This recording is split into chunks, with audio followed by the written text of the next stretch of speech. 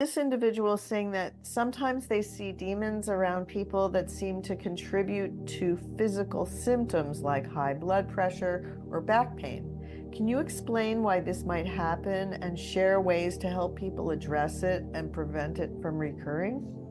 Again, as we have already explained, these are what appear to be externalized manifestations of an internal idea of fear-based or negative beliefs that crafts these demonic representations or archetypal forms out of the collective clay of the collective consciousness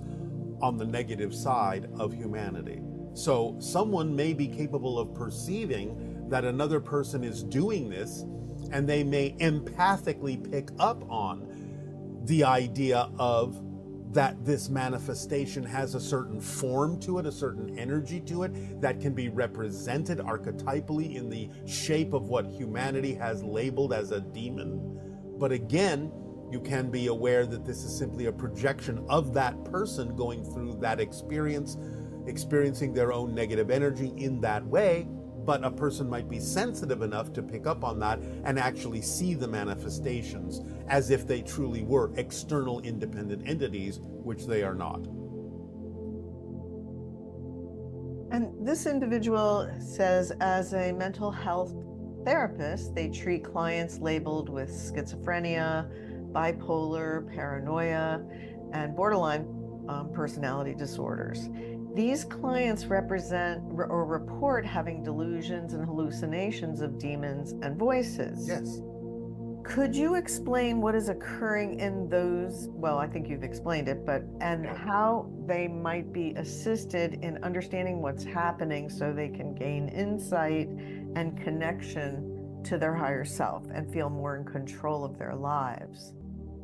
Well, if they are willing to receive it, if they are willing to accept it, the explanation we have already given about how demonic reflections are created out of the collective clay of the consciousness that is negative of humanity, if that can be shared, that idea can be explained to an individual, they can begin to get in touch with taking responsibility and diving into their belief systems of how they feel about themselves, why they would continue to torture or punish themselves that way.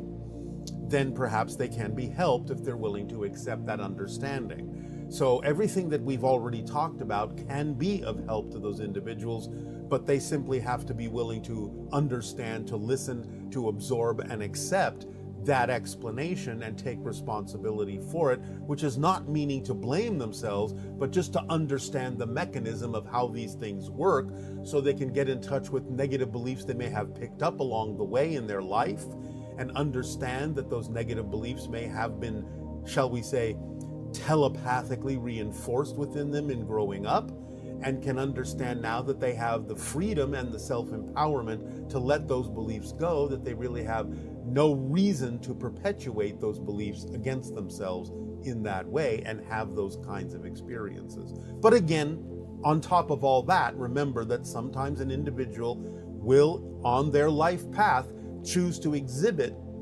certain conditions, certain experiences that might help others figure out how to deal with them, how to cure, how to solve, so on and so forth. So sometimes an individual will choose that particular experience to help others figure out how to deal with it so that humanity can improve and understand its relationship to those kinds of conditions more fully. So it depends upon the life path as to why that individual may be experiencing that thing and how they may be serving others in having chosen to do so as a soul.